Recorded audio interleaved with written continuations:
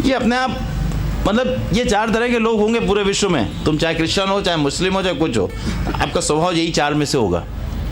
तो धर्म का पालन करते हुए उसमें मृत्यु को पा जाना भी श्रेष्ठ है, इन कंपैरिजन टू कि स्वधर्म छोड़कर दूसरे के धर्म को अपनाएं, क्योंकि वो भय को देने वाला है, वो आपको विकर्म में डालने वाला है, वो आपको पाप कर्म लगाने वाला है। यहाँ हम स्वधर्म की बात क्यों करें? ये हमारा अपना स्वभाव होता है। अगर आपका स्वभाव नहीं है तो लालच में मत जाओ किसी तरफ। तुम्हारा वैश्य का स्वभाव है तो वैसी चीज करो ना, व्यापार करो ना, अपनी फैक्ट्री लगाओ ना, उद्योग लगाओ ना, दुकान खोलो ना। ऐसे लोगों को डॉक्टरी लाइन में भी नहीं जाना चाहिए। डॉक्टरी कोई बिजनेस नहीं है जिसको आजकल बना दिया। टीचिंग कोई बिजनेस नहीं है जिसको आजकल बना दिया। दूसरे को एक सही राह दिखाना कोई बिजनेस नहीं जिसको आजकल बना दिया।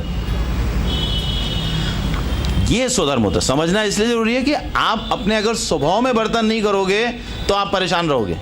इसलिए हम बताने की कोशिश कर रहे हैं, समझाने की कोशिश कर रहे हैं। आप अपने अपने स्वभाव को समझने की कोशिश करिए, बच्चे के स्वभाव को समझने की कोशिश करिए कि बच्चा क्या चाहता है, बच्चा क्या करना चाहता है। बच्चा कहे पापा मुझे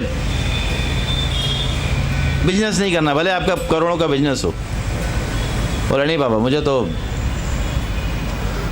पढ़ाना है लोगों को, जो कुछ सीखे हैं उसको ज्ञान देना है। इसका मतलब उसके अंदर स्वभाव उसका ब्राह्मण वाला स्वभाव है। भले आपका वैश्य स्वभाव है, आपने बहुत संपत्ति अर्जित की, लेकिन उसका स्वभाव वो नहीं है। उसको अपने स्वभाव में बरतने दो। तुम उसको बिजनेस में लगाओ, उसका मन नहीं लगेगा। तुम वो जो करना चाह रहे हो उसको करने दो। स्वभाव 4 तरीके के ही होंगे, इसके अलावा 5वें तरीके का कोई स्वभाव नहीं किसी का। और सत, रज और तम के अनुसार ही स्वभाव बनता है। जो भी व्यक्ति पैदा होगा वो किस तरह का होगा, वो सत, रज और तम के अनुसार ही होगा। उसकी प्रकृति कैसी होगी, वो वात, पित्त, कफ के अनुसार जो 7 तरह की प्रकृति बनती है उसी तरह होगी। और उसके सामने कौन कौन से फल आएंगे, किस तरह की वो सिचुएशंस भोगेगा, वो उसके प्रारब्ध के अनुसार होता है। बस इसके अलावा कोई और तरीका नहीं है। 3 ही चीजें हैं। आपकी प्रकृति कैसी है वो वात, पित्त, कफ निर्धारित करती है। आपका स्वभाव कैसा है वो सत, रज, तम निर्धारित करता है। और आपके सामने जो आ रहा है वो आपका प्रारब्ध निर्धारित करता है। 3 चीजें हो गई।